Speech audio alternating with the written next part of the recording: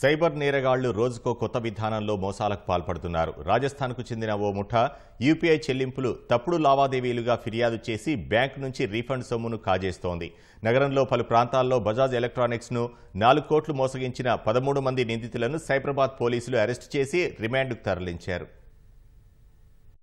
Electronic వస్తువులు కొనుగోలు చేసి పేటీఎం ద్వారా డబ్బు చెల్లిస్తున్న ముఠా సభ్యులు తమ ప్రమేయం లేకుండానే లావాదేవీ జరిగిందంటూ బ్యాంకు నుంచి రీఫండ్ రూపంలో కొట్టేస్తున్నట్లు పలు షోరూంలు పోలీసులకు ఫిర్యాదు చేశాయి. కేసు నమోదు చేసి దర్యాప్తు ప్రారంభించిన పోలీసులు రాజస్థాన్ నుంచి ఈ మోసాలకు పాల్పడుతున్న 13 మందిని అరెస్టు చేశారు. నిందితుల నుంచి ₹1,62,00,000 రూపాయలతో పాటు 50 లక్షల విలువైన ఎలక్ట్రానిక్ వస్తువులను పోలీసులు స్వాధీనం చేసుకున్నారు.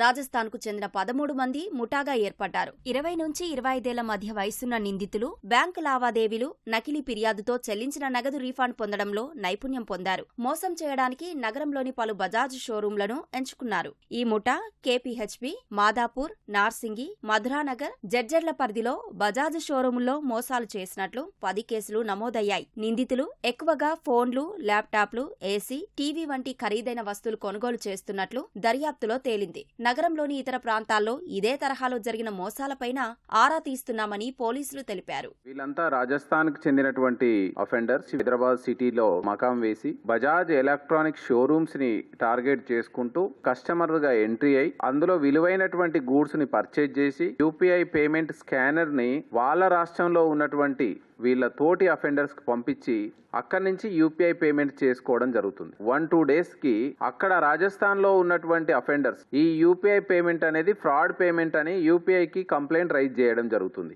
అప్పుడు ఆ యూపీఐ కన్సర్న్ బ్యాంక్ కి ఒక మెయిల్ ద్వారా ఇష్యూ రైజ్ చేసి ఈ అమౌంట్ ని మళ్ళీ ఛార్జ్ బ్యాక్ తీసుకోవడం జరుగుతుంది. ఈ విధంగా మనకు సైబరాబాద్ పరిధిలో 6 షోరూంలు వీళ్ళు ఆఫెన్స్ చేయడం జరిగింది. మొత్తం 10 కేసులలో 13 మందిని మన సిసిఎస్ టీమ్స్ అప్రహెన్షన్ చేయడం జరిగింది. గత 2-3 నెలల నుంచి ఈ గ్యాంగ్స్ 1127 ఈ టైప్ ఆఫ్ ట్రాన్సాక్షన్ చేయడం జరిగింది. The worth of 4 crores and above. అందులో వీళ్ళు సక్సెస్ఫుల్ గా 1.56 crore వర్త్ అమౌంట్ ని మళ్ళీ వాళ్ళ అకౌంట్ లోకి తెప్పించుకొని బజాజ్ ఎలక్ట్రానిక్స్ కి మోసం చేయడం జరిగింది.